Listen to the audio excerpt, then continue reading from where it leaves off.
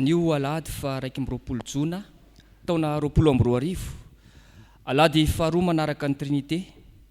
Alahady izay natokany fiangonana hitondrana ambavaka ny sampana vokofoko manga eo anivon'ny sahan'ny Fjkm, ary mbola hibanjinantsika lohahevitra manao hoe mihavana ao amin'ny Tompo.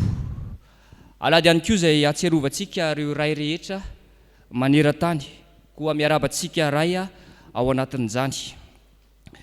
Ry havana malala rehetra ao amin'ny Tompo, ao amintsika rehetra ny fahasoavana sy ny famindrapo ary ny fiadanana avy amin'Andriamanitra ray sy Jesosy Kristy zanaky ny ray, avy amin'ny fahamarinana sy ny fitiavana. Amen. Aoka hitsangana ny fiangonana, andeha isika hisaotra sy hideran'Andriamanitra. Salamo fa 2:20 ovakitsika ny andininy rehetra ho fideranan'ny Tompo, ary tohizana amin'ny hira fa 2:10 ao amin'ny firana fanampiny izany, faly ao. Salamo fa 2:20. Rehefa hitatsika izany dia ovakina miaraka amin'ny anaran'i Jesosy manao hoe faly aho raha hoy izy ireo tamiko, andeha isika ho any an-tranon'i Jehova, ny tongotra efa mijoro ao anatin'ny vavahadinao ry Jerosalema.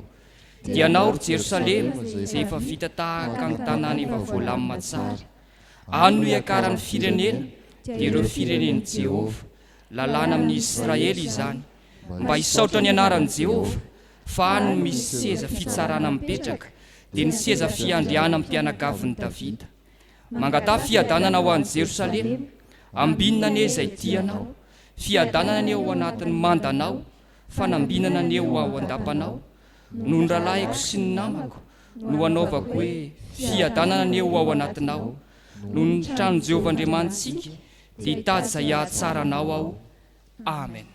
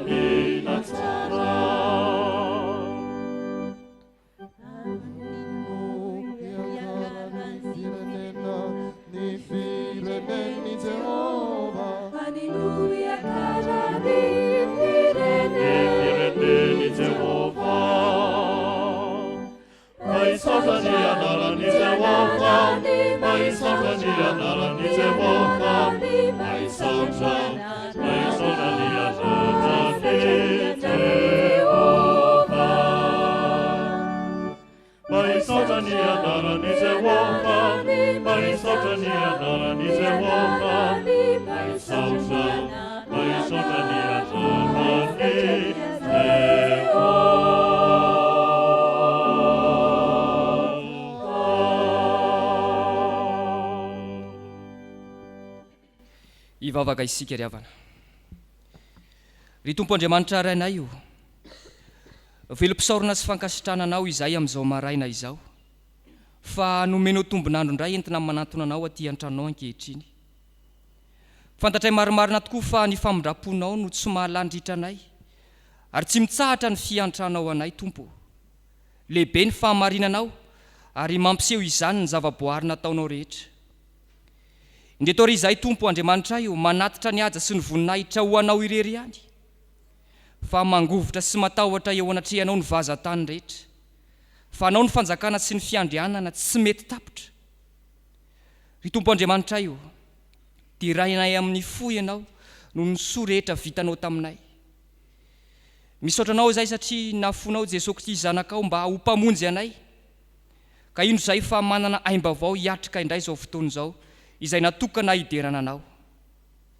Ny fanahy masina ny eo aminay tsiraray avy, halavo rarianay izany fotoana izany Tompo. Amin'ny anaran'i Jesosy Kristy. Amen.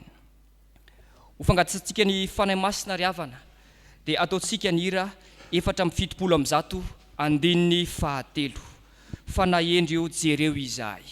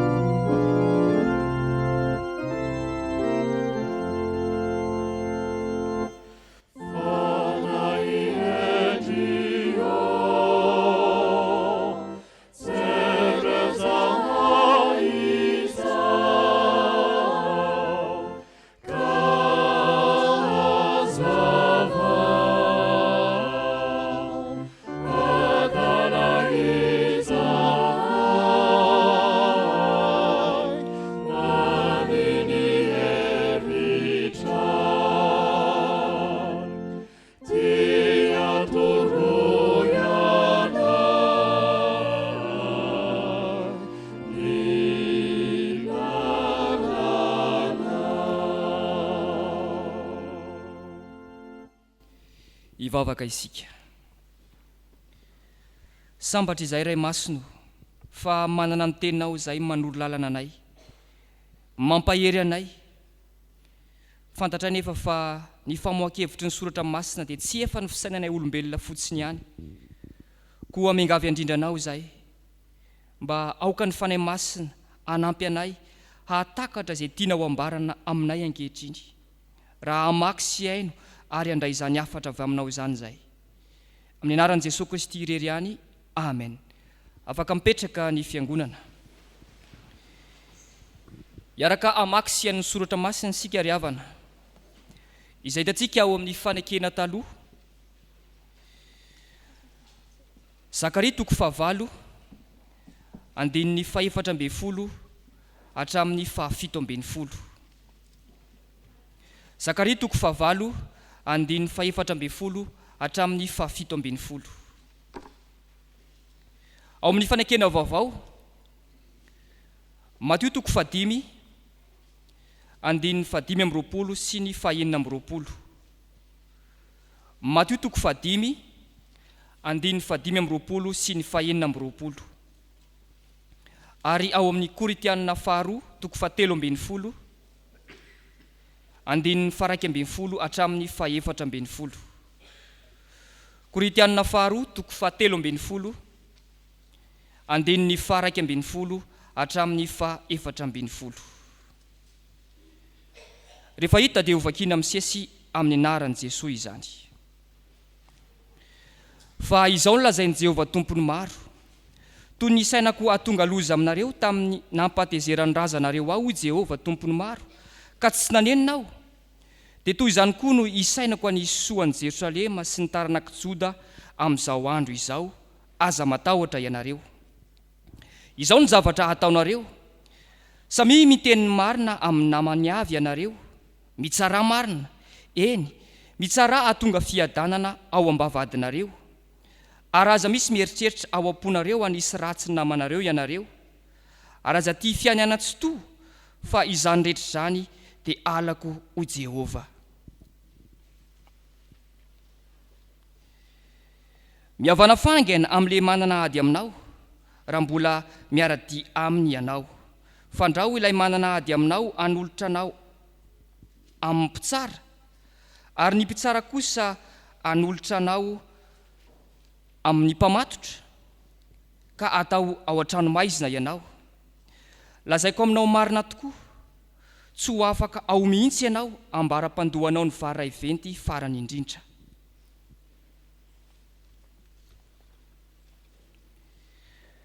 Farany ry lahala, mifalia, aoka ho tanteraka ianareo.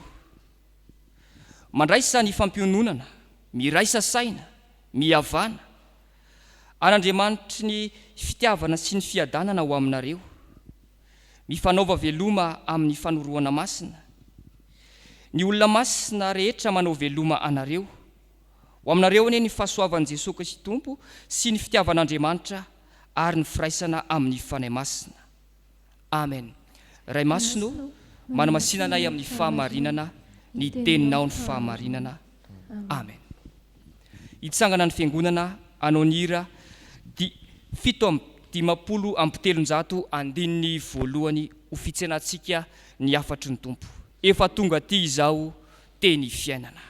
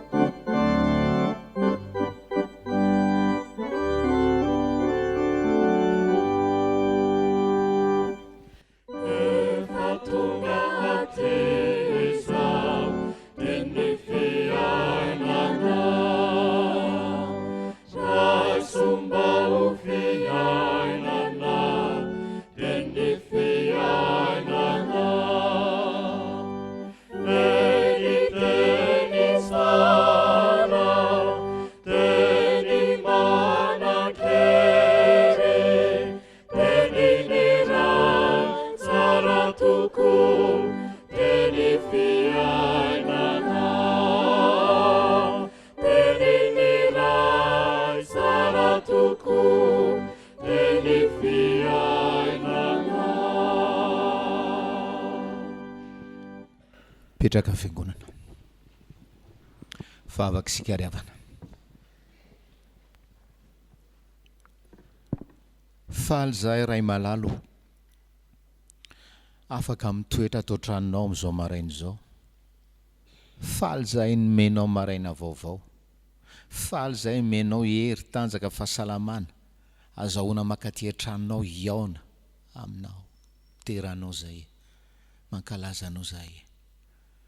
Ary faly manokana zahay amin'izao Fjkm volana Jona zao. Teranao mankalaza anao noho ny fitiavanao anay malagasy. Satria mahatsiaro izahay ny 520 taona nantikana ny Baiboly tamin'ny teninay ka zahoanay malagasy miteny mihitsy hoe efa tonga aty aminay ny teny fiainana. Saorana anao zany. Saorana anao ny fitsoroana vavolombelona. Ny amin'izany hoe asaripity ny Baiboly tamin'ireo kristianina malagasy voalohany. Meo anay ny redareda-pitiavana ho an'ny teninao koa e. Tsy faly fotsiny zay fa hoe vakinay amin'ny tenin-drazanay ny Baiboly fa taio ny teny zay vakinay manomboka an'io. Indrindra zay loham-pianakaviana. Taio ny teny mba ho tena fiainanay marina. Sa novavaka atao amin'ny anaran'i Jesosy. Amen. Korintianina faharoa. Korintianina faharoa 13. Teny faran'izay mamy, teny volamena ary teny moratadidiana ry havana. Ndeha raha antsika mamaky zany amin'ny anaran'i Jesosy. Ho aminareo rehetra ny 2 Cor 13-14. Ho aminareo rehetra ny fahasoavan'i Jesosy Kristy Tompo sy ny fitiavan'Andriamanitra ary ny firaisana amin'ny fanahy masina. Amen. Ho an'ny ray mpianakaviana manokana io. Amin'izao andro hitondrantsika mbavaka ny ray mpianakaviana, loham-pianakaviana, ny vady. Ho azy io. Fa ho antsika rehetra ry havanao. Ho amintsika rehetra ny fahasoavan'i Jesosy Kristy Tompo, ny fitiavan'Andriamanitra raintsika ary ny fiombonana na ny firaisana amin'ny fanahy masina dia ho tody saoma tsara any an-danitra isika ry havanao. Ny zavatra ambaran'ny soratra masina voalohany dia hoe ho aminareo rehetra ny fahasoavan'i Jesosy Kristy tompo. Tsy ny fitiavan'Andriamanitra aloha ny voalohany, tsy ny fiombonana ny fanahy masina aloha ny voalohany hozy ny apôstôly Paoly. Fahasoavan'i Jesosy Kristy tompo amiko sy anao. Izy zany mila fahasoavana, ny olona tsy mendrika. Ary inona tsy mamendrika antsika olombelona? Fahotantsika ry havanao. Zay aloha ny traiten'ny soratra masina, zay ny traiten'Andriamanitra amin'ny alalan'i Jesosy Kristy, ny fahotako sy ny fahotanao e. Ary io fahasoavana io dia fahasoavan'i Jesosy Kristy mahatonga hamelanao. Zay aloha le fahasoavana, mila avely ianao. Jereny amin'ny fahasoavana ianao le tsy mendrika, jereny amin'ny fahasoavana ianao. Ary ny teny fampanantenana dia hoe teo amin'izay nibiazan'ny fahotana, fahotako sy ny fahotanao, no nioarany fahasoavana be lavitra. Zany ny vaovao mahafaly, fahasoavan'i Jesosy Kristy tompo ry havanao. Dia misy teny hoe zany ve tsy hoe manome fahalalahana ny olona anota,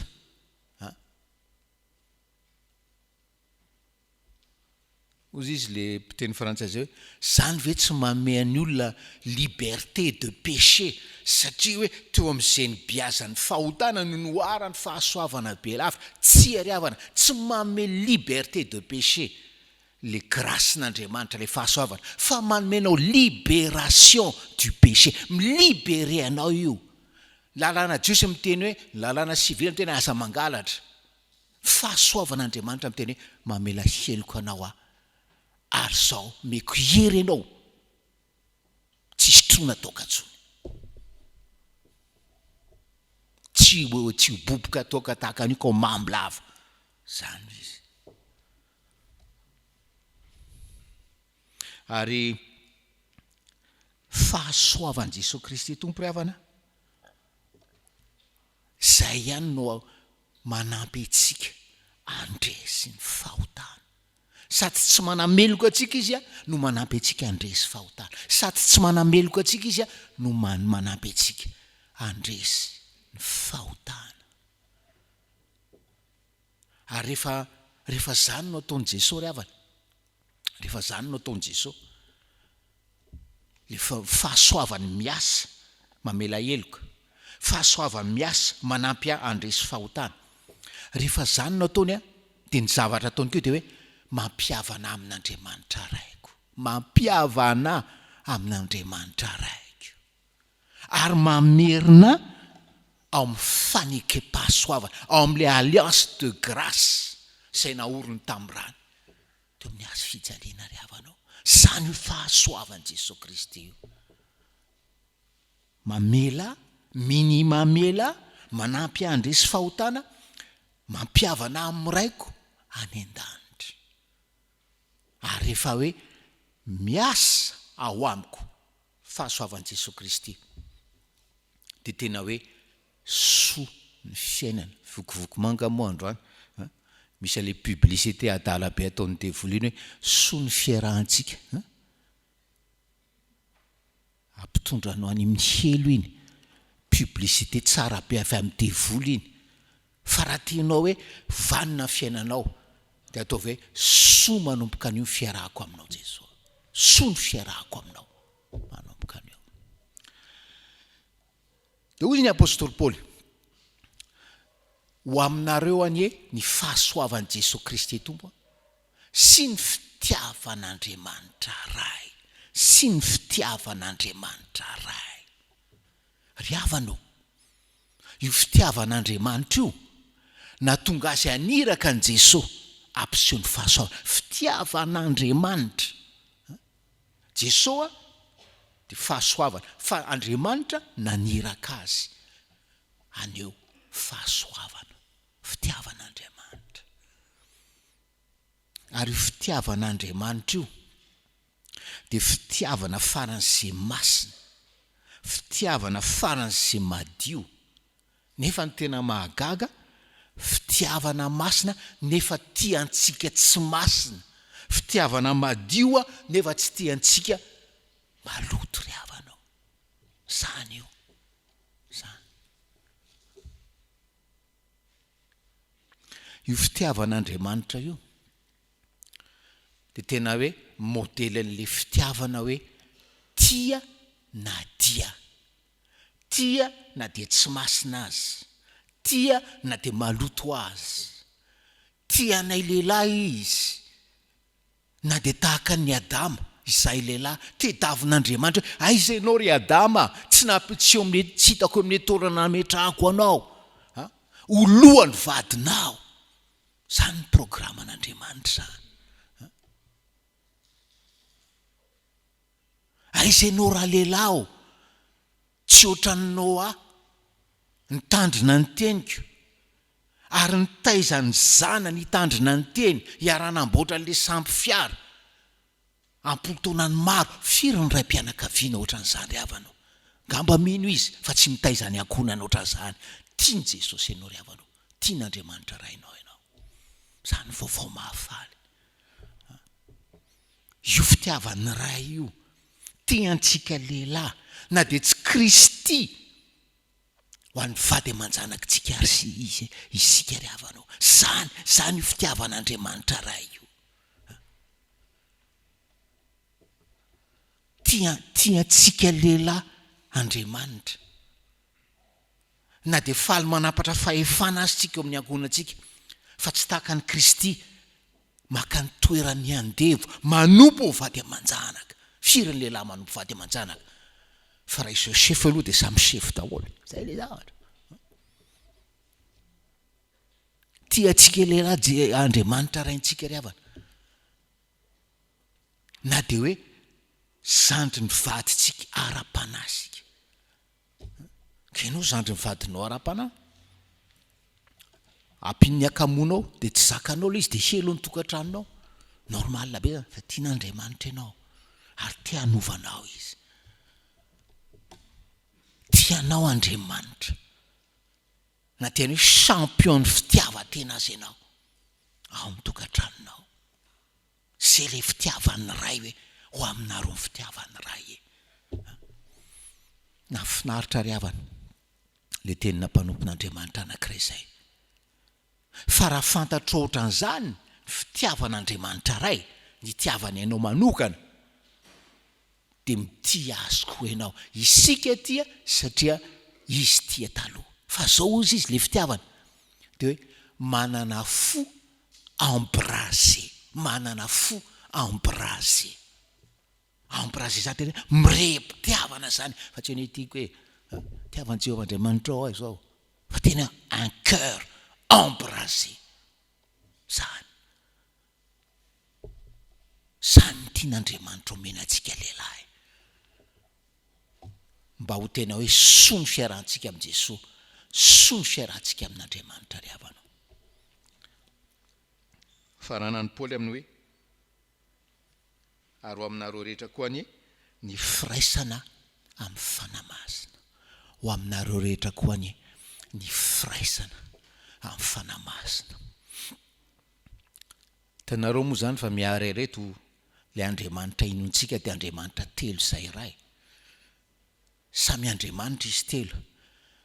Jesosy mampiseho fahasoavana, Andriamanitra noho ny fitiavana antsika maneraka azy, amelantsika.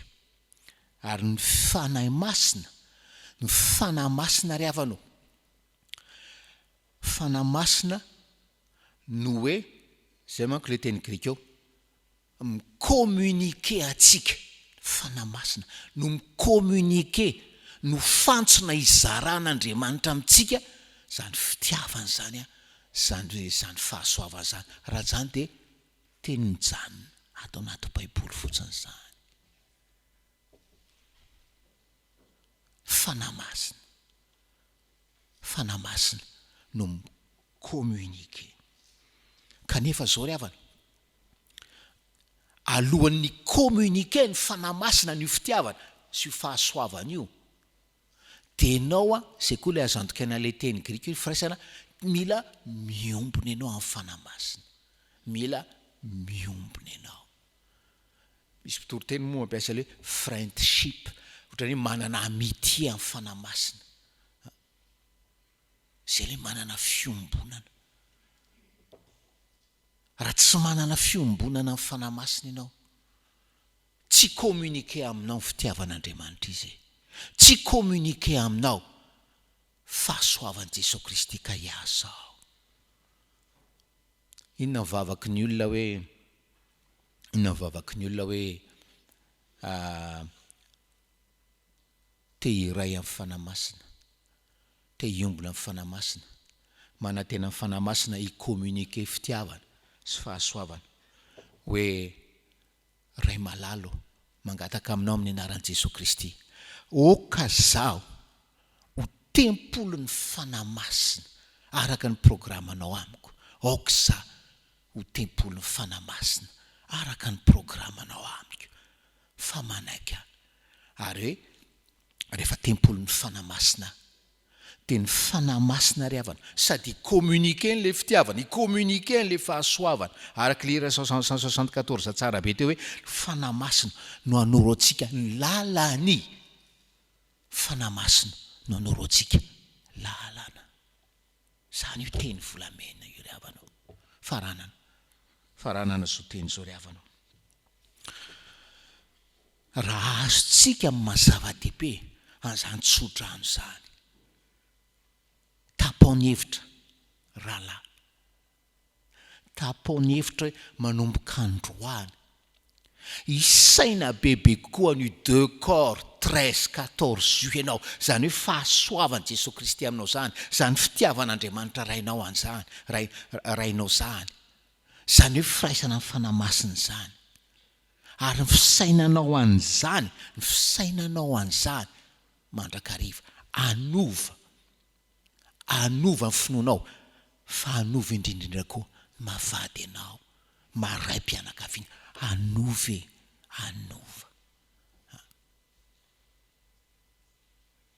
ary ho anareo vehivavy fa mahita lehilahy sasany na fantatro ianareo na tsy fantatro tena malahelo anareo misy lehilahy tena kitoto zahay mety le kitoto tsy ivelany fa sarony le ivelany le kitoto ara-panahy fa zao no lazaiko anao amin'ny anaran'ny Tompo tsy kisendrasendra ny anananao vady kitoto ohatran'io efa nandalo teo amin'ny seza fiandrianam-pahasoavana hoe ianona vadiny ianona fa le fitiavan'ny rainao anao no mahatonga azy iteny hoe ameko vady ohatran'ity izy kitoto ohatran'io mba hoe hanadiovana ny finoana izy tenany vehivavy aloha ary rehefa madio rehefa vohitsy izy dia ho mpitondra ambavaka an'io vady kitoto io mba ho vady mba ho lehilahy araka ny fon'ny Jesosy havanao ateny hoe vontony fitiavana rainy any an-danitra ka manana cœur embrasé pour Dieu pour Jésus ho aminareo rehetra fahasoavan'i Jesosy Kristy Tompo sy ny fitiavan'Andriamanitra ray ary ny firaisana amin'ny fanamasina amen.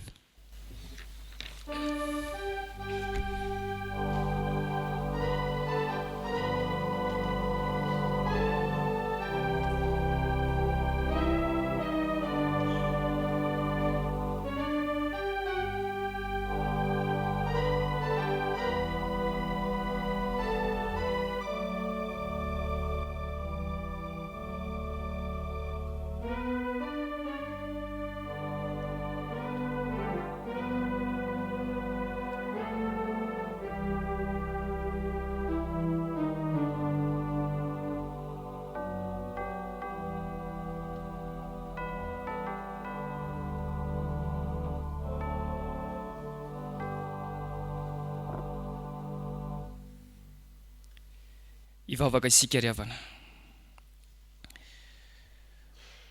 Tompo Andriamanitra rainay io, misaotra indrindra ny amin'ny teninao, fa lehibe tokoa ianao ka miteny aminay, mampatsiahy anay fa ny fahasoavan'i Jesosy Kristy no matoy izao anay.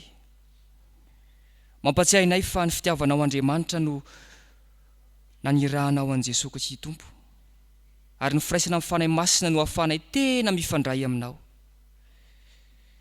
Fa manoloana izany teninao izany dia indreto izay Tompo manantona anao miaiky ny tsy fahatanterahanay rehetra. Fantatray tokoa fa manampy anay hiala amin'ny fahotana ny fahasoavanao Jesosy Kristy Tompo. Matetika nefa izay dia mbola voageja, mbola voafatotra, miantehitra amin'ny herinay manokana ka tsy afaka miala amin'izany. Fa ianao kosa nefa dia mini mamela anay hatrany, misaotra anao izahay noho ny amin'izany. Tompo Andriamanitra io, ny fitiavanao anay dia fitiavana masina sy madio.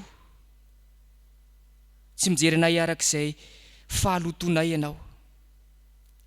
Koa indreto izahay manantona anao miaiky ny fahalotonay, miaiky ny tsy fahamasinanay teo anatrehanao, koa mangatam-pamelana tokoa aminao izahay, mba ho voadio sy ho hamasinina indray noho ny amin'ny fitiavanao Andriamanitra rainay.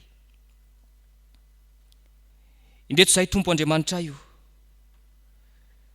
matetika izay tsy manana fiombonana amin'ny fanahy masina, kanefa ianao dia miantso anay mba ho tempolinao,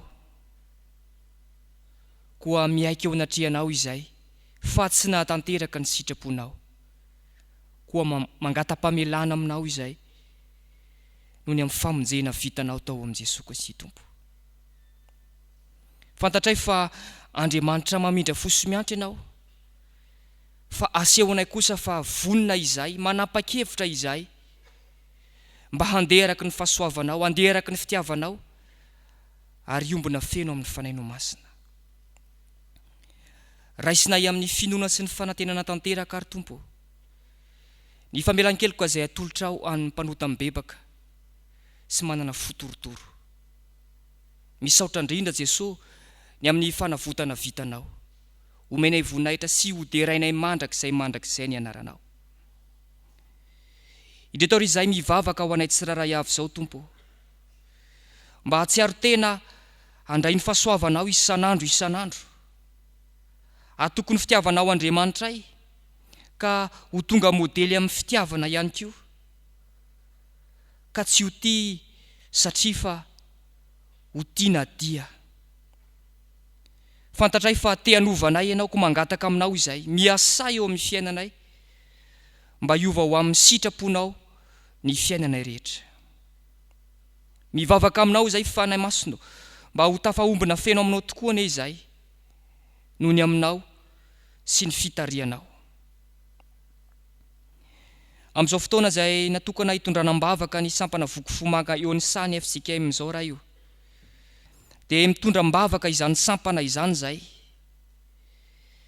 miady amin'ny fidorohana sy ny fisotroana zava-mahadomelona. Ianao no ampahery azy ireo, satria fantatray fa asa mafy no miandry azy. Fantatray fa Andriamanitra manohany ianao, ko mba tohany izy ireo Tompo Andriamanitra io, amin'ny lafiny rehetra, na ny ara-bola, na ny ara-pitaovana, ahafahana mandresy izay tsy araky ny sitraponao hiainan'ny olona. Mivavaka aminao koa izay raha eo, ho an'ny loham-pianakaviana rehetra amin'izao ankehitriny izao, mba ho loham-pianakaviana ho modely ao anivon'ny tokantrano, ho fitaratra amin'ny fanomponanao eo anivon'ny ankohonana, omenao ny fahafahana tanteraka ka ny fahasoavanao no irinay irotsaka amin'ny ray rehetra. Matoky izay fa ianao dia manana ny hevitra hiverina ny tsiraray avy, mamrafo amin'izay rehetra mety mbola ao anatin'ny fahadalana ianao, ary fantatray fa afaka manova ianao, dia ianao no angatanay hitarika ny tsiraray avy anantona anao. Mangataka aminao koa izay Tompo, amin'izao fotoana izay atsiarovana amin'ny fotoana 5 taona ny nandikana ny baiboly amin'ny teny malagasy zao. Mba tena ho teny velona eo amin'ny fiainanay tokoa nge ny teninao. Dia eto Madagasikara izany. Satria fantatray fa ny fitiavanao Andriamanitra rainay tokoa ny mbola nananay soratra masina voadika amin'ny tenin-drazanay. Mba ny fahasoavanao tanteraka ny fiasanao eo amin'ny teninao Tompo, mba hanova olona, hanova toe-tsaina ho amin'ny fanarahana anao hatrany. Mivavaka aminao ihany koa izay amin'izao akatoko ny fitsingerenan'ny taona ny fahatsiarovana ny 100 taona ny iverenan'ny fahaleovantenan'ny Madagasikara izao. Zava-dehibe loatra izany. Kanefa Tompo, raha tsy miaraka aminay ianao dia fantatray fa tsy hisy ny fiovana, fa mbola ao anatin'ny fangejana ihany izay, na ny ara-batana ny ara-panahy. Koa mangataka aminao izay, aoka ny fahasoavanao hirotsaka amin'ny Madagasikara, ka tena ho afaka tokoa izay, ho mpandresy tokoa izay noho ny amin'ny anaranao. Jereo manokana ny mpitondra anay, hitanao ny zava-misy amin'izao vaninandro izao Tompo. Mangataka hatrany izay mba ianao no hiaro ny malagasy rehetra, ary ho resinay noho ny amin'ny anaranao tokoa nge izao aretina miparitaka izao, mba ho voninahitra ny anaranao, hijoronay ho vavolombelona fa lehibe ianao. Mitondra-bavaka izay Tompo ho an'izao fitandremana isotry fitiavana izay nametrahanao anay izao. Mitondra-bavaka izay ny mpitandrina sy ireo birao-piara-miasa aminy. Ianao no hanohana sy hanolo-tsaina, ame azy ireo ny tanjaka sy ny fahasalamana entina mandavorary ny asanao. Apetraka aminao ny asan'ny sampana rehetra, ny ade ao aza zao mbola fiboana izao, dia ho lavorano ny amin'ny fitarianao sy ny fahasoavanao ny asa izay fanakinana taminay rehetra. Misaotra Tompo, fa fantatray fa meny vavaka ianao. Ankehitriny dia mahafalainay indrindra mampiaraka izany vavaka izany amin'ny vavaka nampianarin'i Jesosy manao hoe: Rainay izay ny an-danitra, mba masina ny anaranao, ho tonga ny fanjakanao, atao ny sitraponao, ety an-tany tahaka ny an-danitra, eo amin'ny anina sahaza ho anay, ary mamelany lokay, tahaka namelany izay meloka taminay, aza mitonana amin'ny fakapana, manafana amin'ny ratsy, fanao fanjakana sy ny hery, ary ny voninahitra mandrakizay. Amen. Andeha kosa isika fiangonana anambara ny finoantsika eo anatrehan'izao tontolo izao. Aoka hitsangantsika hanao ny fanekem-pinoana laharana 7. Izay resantsika mpino manerina izao tontolo izao dia manao hoe: Minoan'Andriamanitra tsy toa aho, izay mpanao lanitra sy ny tany. Andriamanitra dia fitiavana, Andriamanitra dia fitiavana, Andriamanitra dia manjaka hatramin'ny taloha indrindra ka ho mandrakizay. Andriamanitra dia mampiseho ny fitiavany antsika, fa fonom-bolam-panota isika dia maty hamonjy antsika Kristy.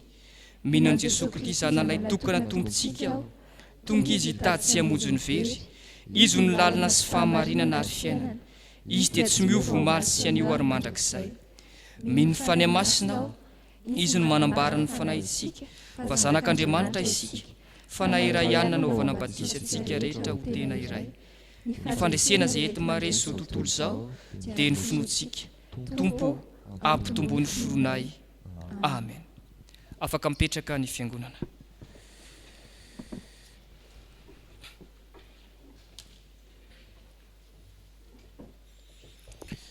Miraba ny fiangonana andao ataontsika ilay hoe fifampiarabana hoe fa ny anarantsika tsy efa 3 alahady zay.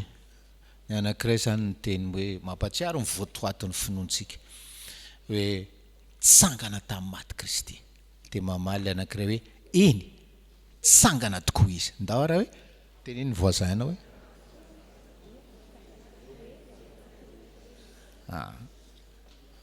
mahafinaritra ry havana, mahafinaritra mpivavaka mifampatsiahy voatoatin'ny finoana.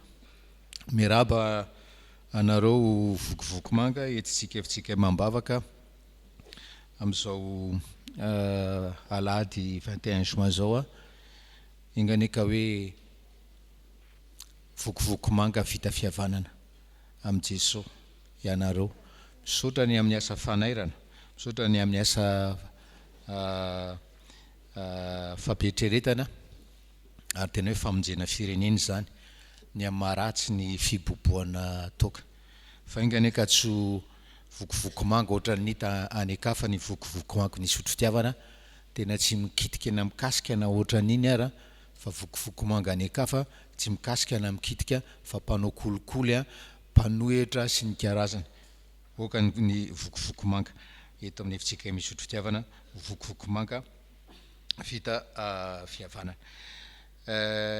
faly mampafantatra antsika ry havana raha malala ny toe-javatra eto amin'ny firenena dia hoe mila mianatra miaina amin'ny corona isika fa ny tombontsika amin'izao tontolo izao dia hoe eo anilantsika manokana zao Jesosy Kristy tompontsika raha mamakivaky izao aloky ny fahafatezana zao tsika eo anilantsika izy azo natao tsy nampandalo antsika tamin'ny corona fa mandalo amin'ny corona ianareo hanamarinanareo marina hoe eo akaikinareo dia mianatra miaina amin'ny corona isika verina mianatra manomboka an'io zany ny katekômena anio amin'ny 1 atao am-piangonana ary zareo no mianatra ary amin'ny heriny anio 28 juin raha sitrapony tombo miditra ny katekômena andihany vaovao zay zany no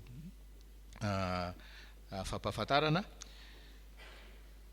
dia zao atsika ry havana iroso amin'ny fiarabana ny ray zany araka ny mahazatra antsika manasa ny tompona andraikitra avy eo amin'ny voameran'ny ankonana sy fanabeazana.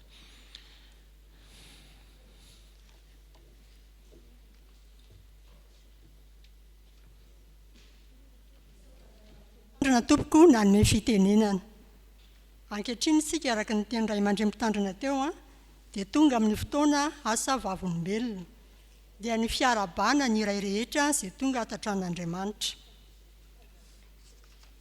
miezaho tonga lafatra mifampahereza miraisa saina mihavana dia ombanareo ilay Andriamanitra loharan'ny fitiavana sy ny fiadanana. Korotsianina 2 ny anjiny 1:10 araka ny diketeny ombonana eto Madagasikara. Izany ny tenin'Andriamanitra entina fiangonana miarabanareo ry iray malala rehetra mahatratra izao fiatin'indray izao anio Alahady 20 ny volana Jona taona 2022. Ny firariana fiangonana ho anareo dia ray vita fihavanana amin'ny Jesosy ka nanana cœur embrasé pour Dieu, pour Jésus, ary hotepolo ny fanahy masina. Koa fifaliana ho an'ny fiangonana ry havana ny manolotra ho anareo ray fanomezana ho mariky izany fetin'iray izany. Dia mangataka ny dekona mba hizara amin'ny fanomezana. Ianareo ray rehetra kosa dia angatahana mpanajana hitsangana eny toerana andray ny anjara fanomezana ho anareo.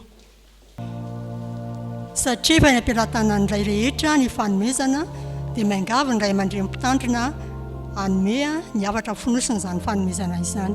Mankasitraka pasteur. Efa voalaza ny verjemima teo le afatra ho antsika ray fianakaviana fa zao fotsiny ry havana tanareo le hoe za vita fihavanana le za tsy fizahozahoana le za fijoroana vavolombelona ary mahafinaritra nanaovana ny zareo le conception an'le anina satria vandravandra be le hoe za vita fihavanana fijoroana vavolombelona tsy misy ohatran'izany. Faly ny fiangonana manohitra antsika lehilahy iny dia mampitandrina antsika ihany koa ry havana tandremo sao dia rehefa manao an'iny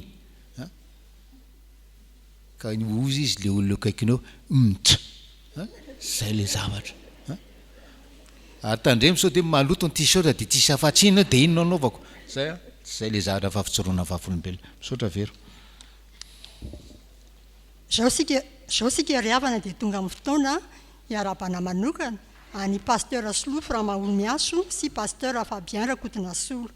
Koa miangavy anareo mpanajana tompoko mba hidiny etsy ambany ho arabain'ny fiangonana. Antsoina koa ho avy etsy anoloana ny braon'ny fiangonana, ny filohan'ny sampana, sampanasa, vaomiera ary ny fikambanana anatanteraka izany fiarabana izany. Sambatra ny mpampihavana fizy natao hoe zanak'Andriamanitra. Matsio 5 ny anjiny 7. Izany ten'Andriamanitra izany tompoko noentinay fiangonana miarabanareo no izao fetin'iray izao. Misaotra ny tompo izahay fa manana anareo izay mikely aina eto anivon'izao fiangonana izao, mampiavana anay amin'ny tompo ary mananatra anay ihany koa. Dia matoky izahay fa ny tompo izay anafiry anareo amin'izay mbolaka sainareo atao amin'ny fiangonana. Andriamanitra ray izay efa niantso anareo ho amin'izao asa tsara izao anie, androsaka mandrakariva ny fitahiny ho anareo sy ny ankonanareo tsirairay avy.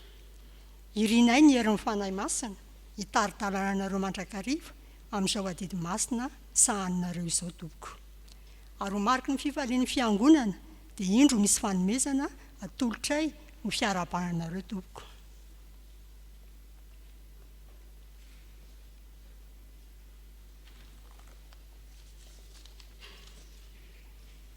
Ankehitriny dia misy solotenanay hitondranareo amin'ny bavaka.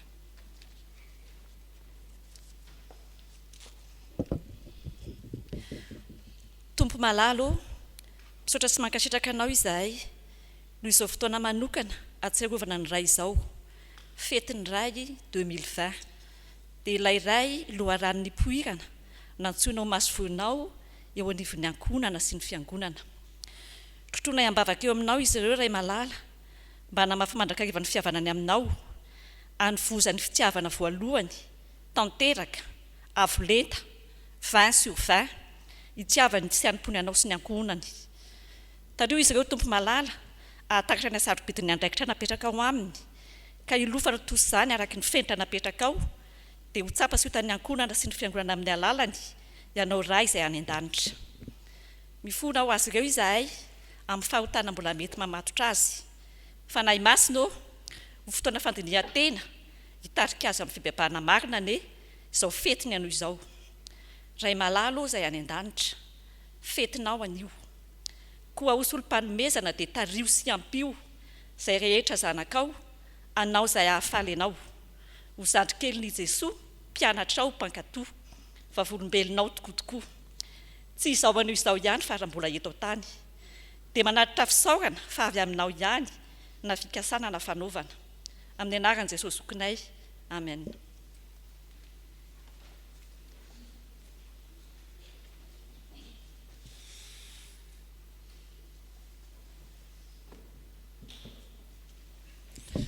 Solotena anay mirala revana manao fisaorana sy fankasitrahana anareo fiangonana, misaotra ny amin'ny fitiavanareo taona vitsivitsy maromaro zay ny arahana teto tsy mbola diso anjara tamin'ny fitiavanareo na ny mpitandrina mpizatra raha. Misaotra tompoko. Raha nanina manokana ao anatin'le boaty io alobaka, le lobaka clergy tony le ao anatiny, dia eto ambavaka izay riavana mba tsy hoe hiendrika na seho hivelany fotsiny izany araka le toroteny teo hoe izay mba vavaka angatahana fiangonana. Ary amin'ny maraim-pianakavinanay faly zay mame vaovao anareo momba ny zanakailahy izay tonga teto tamin'ny heritaona raha niova fiainana, nanao fianarana teolojia findra 2e année izy tamin'izany raha sitrapony tompo fa mbola miandry résultat farany zay zany confirmation ny conseil de classe dia mba eto ambavaka ny conseil de classe mba hifindra saoma tsara 3e année andry ny adiditsika ray aman-dreny avanao sao dia adinitsika papita aina, papita fiainana amin'ny zanakitsika, ary fantatray fa hoe hiandry tepo papita fiainana amin'ny fiangonana ho aminareo riavana ny fahasoavan'ny tompo. Amen.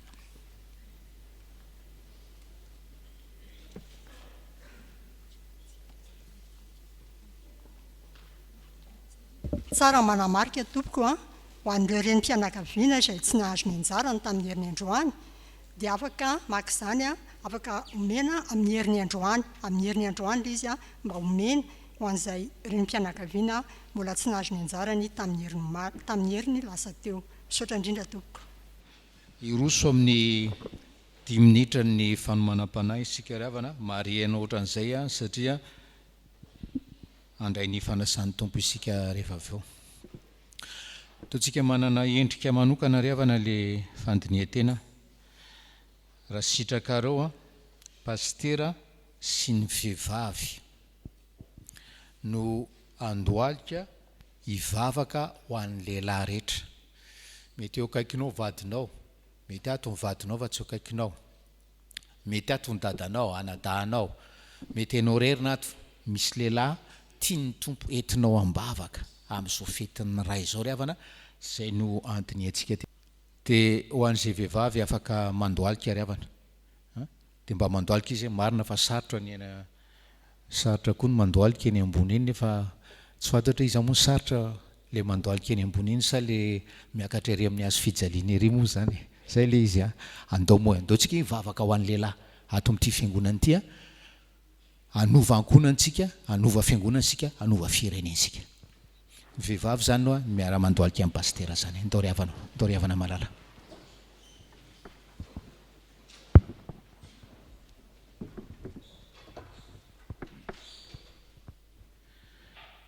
Rehefa mitsahatra pastera dia mamerina ny vehivavy.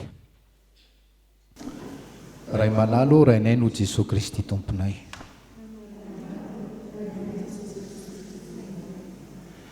Ndreto zahay zanakao faly mandoalika eto potitry ny hazo fijalianao.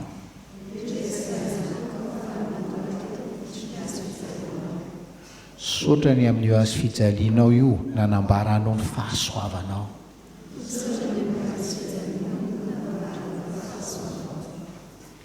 Ary misaotra ny amin'ny fitiavanao anay eo amin'ny Kristy. Miteranao izay mankalazanao ray malalo. Ary dia mangataka aminao izay araka ny hafatrao. Mba isaina mandrakariva ny ray sy ny zanaka ary ny fanahy masina.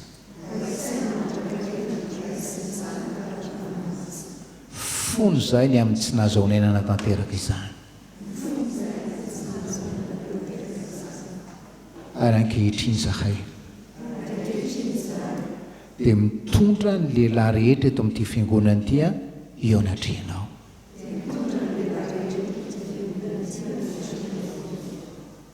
Tsy miafina aminao ny fahalemen'izy ireo.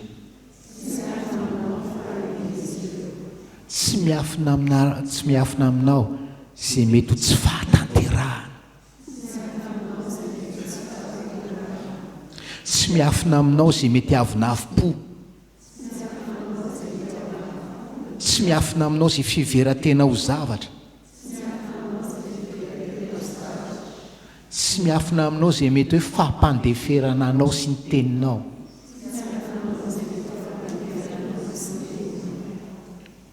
Mangataka aminao izay mpamonjy eo. Noho ny amin'i Jesosy Kristy mamonjy azy ireo.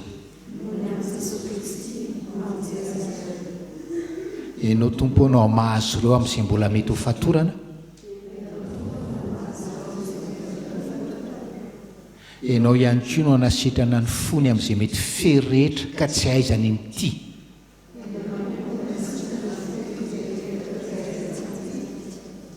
Meo azy zany hoe fo embrasen'ny fitiavana ho anao. Dia hanana fo embrasen'ny fitiavana ho an'ny ankonan'izy. Miandrandra ny fanahinao masina izay hitoetra aminay. Anao anay ho tempolon'ny fanahy masina. Izay kosa hitady fiombonana sy finamanana amin'ny fanahy masina. Dia ny fanahy masina noranay ny lalana isan'andro isan'andro. Saotra ny amin'ny toky mbola omenao anay ny amin'ny fitiavanao anay. Raha handray ny mofo sy ny kapoaka izahay. Io zany tompo malalo. Ho fotoana sy fitaovana iombonanay marina aminao. Izany vavaka izany dia ataonay amin'ny anaran'i Jesosy. Amen. Ny hira fa 350 ny andininy voalohany sy fahatelo no ataontsika iomanana ho amin'ny fanasan'ny tompo ry havana. 530 voalohany sy fahatelo.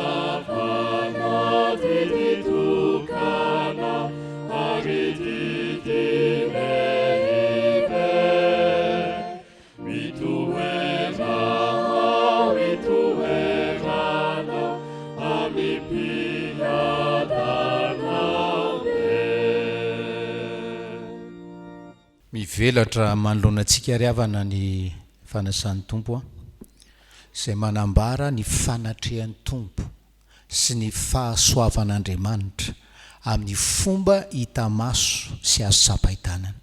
Koa andeha isika fiangonana hiara hitsangana hanandratra ho eo amin'ny tompo a ny fontsika. Hoy Jesosy, indro efa mitsangana eo am-baravarana aho ka mandondona, raha misy mihain'ny feoko ka mamoany varavarana dia hiditra ao aminy aho ka hiara-misakafo aminy ary izy ihany fa afaka isika.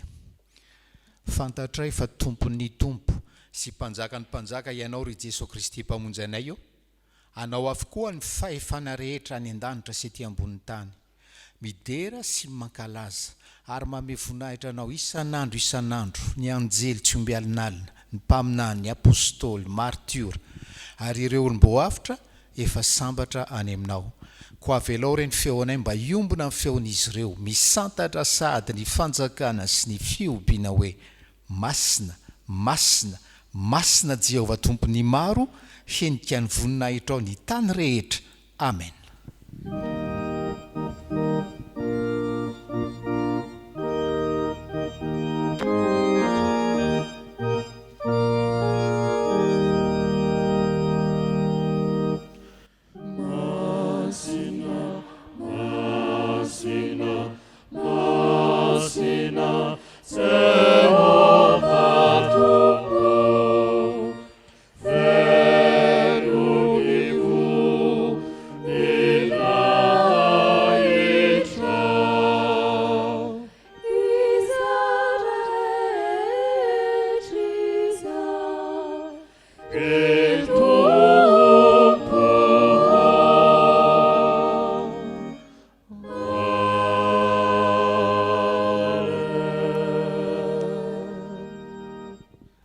Vavaka isika angataka ny fanahy masina riavanao. Ry tompo ray ny an-danitro, ndreto izay manao eto anatrehanao ny fahatsiarovana ny fahatongavan'ny zanaka olona, fijaliany sy ny fahafatesany, fitsanganany avy tamin'ny toerany maty ary ny fiakarany tambonahitra sy ny fifonany mandrakizay, ary miandry sy mitalao ny fiverenany izahay. Koa mba fenony voninahitra ao ny fanatim-pisaoranay, da io tanteraka izao sakramenta masina izao, ary mba hikeo endrika ilay fanatitra tokana sy tanteraka naterina indray mandeha monja ho anay teo amin'ny azy fijaliana tamin'ny alalan'i Jesosy Kristy mpamonjy anay. Ry tompo ray any an-danitro, aoka hiasa ny fanahinao masina, hamasin'ny ny mofo mba hanambara ny tenan'i Jesosy Kristy, hamasin'ny ny kapoaka mba hanambara ny rahan'i Jesosy Kristy tomponay. Hiasa aminay ny fanahinao masina mba hatsiarovanay ho tafaray marina tokoa amin'ny tena sy ny rahan'i Jesosy Kristy tomponay, eto ampandraisana ny mofo sy ny kapoaka. Fa ny fanahinao masina no aharianao, amelomanao, anamasinanao ary hanomezanao anay ny zavatra rehetra mihaino anay ry Andriamanitra tsy toa noho ny fitiavanao sy ny famondram-ponao amin'i Kristy, fa amin'ny anarany no angatahanay izany. Amen.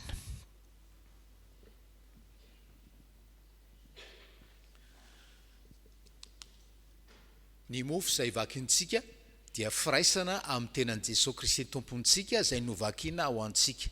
Satria iray ihany ny mofo dia tena iray isika na dia maro aza, satria isika rehetra dia maso mandray amin'izany mofo tokana izany avokoa. ny kapoky ny fisaorana izay isaorantsika dia firaisana amin'ny rahan' Jesosy Kristy tompontsika ny raha ny fanekena vaovao izay nalatsaka ho antsika.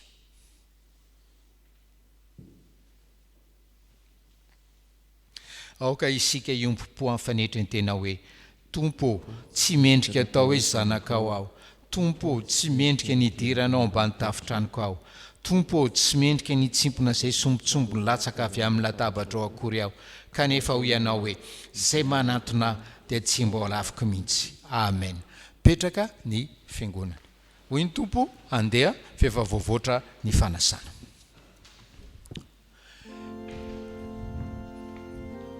Ento kazarao amin'ny anaran'ny Tompo. Ira fahazato moa mba efa nisy va raha ilaina 5:10 ny azo ny jalianao.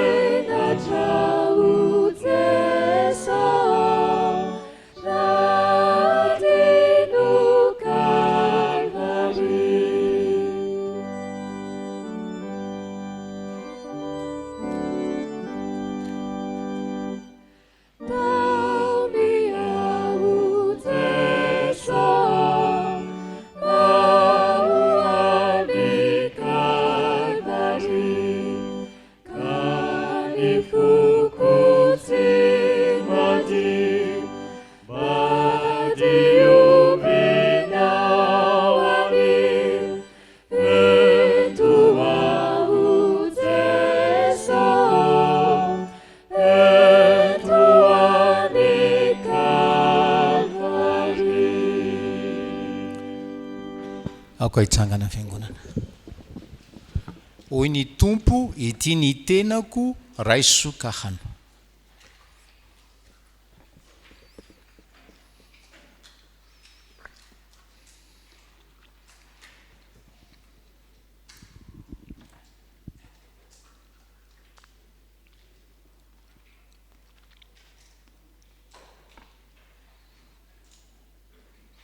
Amen.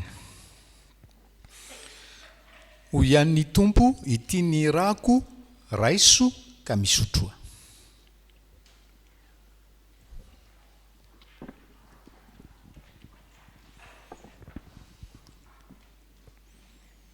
Amen. Vavakantsika ry havana. Misaotra indrindra Tompo Andriamanitra io, fa be ny fitiavanao anay, ka ino izay fa tafaray taminao indray niary ny ombon-databatra tamin'i Jesosy Kristy Tompo. Omenay voninahitra mandrakizay ny anaranao. Amen.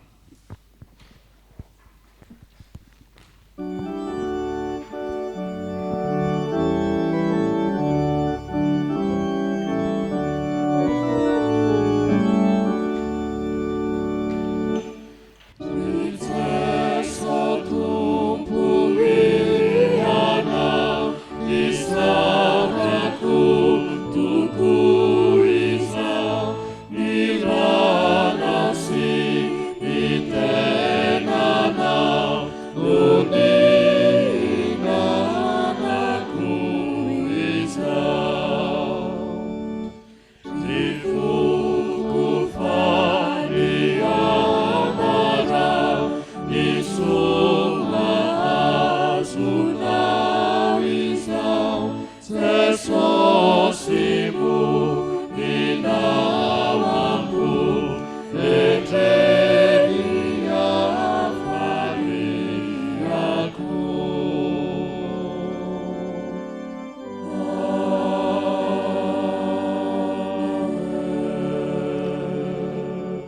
mipetraka amin'ny fiangonana.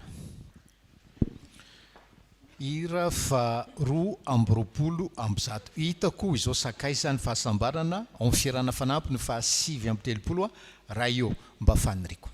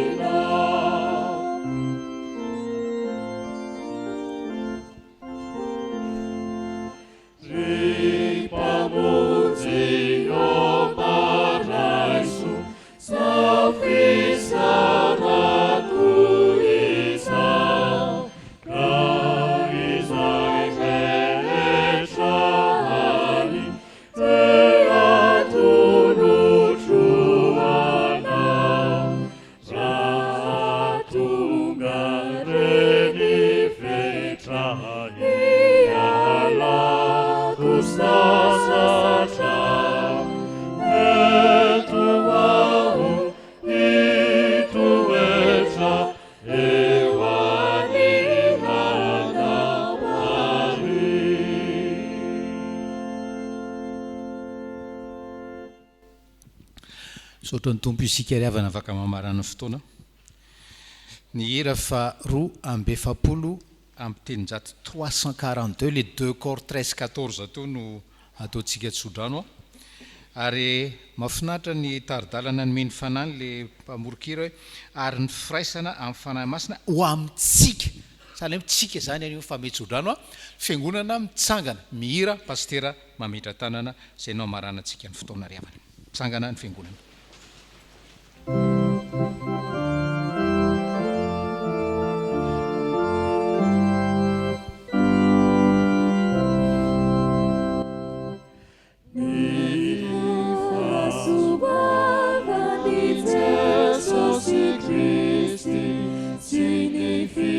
Fitiavana dia manitra hari firasanabi mi fana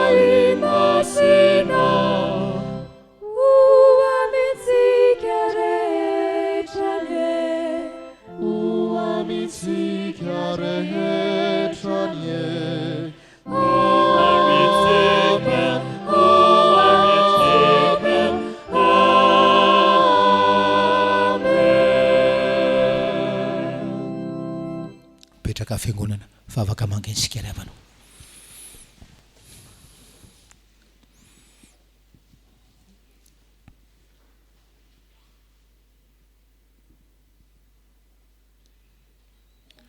Ho an'Andriamanitra velona rain'i Jesosy Kristy tompontsika ary raintsika koa ho azy rery any eny voninahitra amin'ny anaran'ny Ray sy ny Zanaka ary ny fanahy masina. Amen.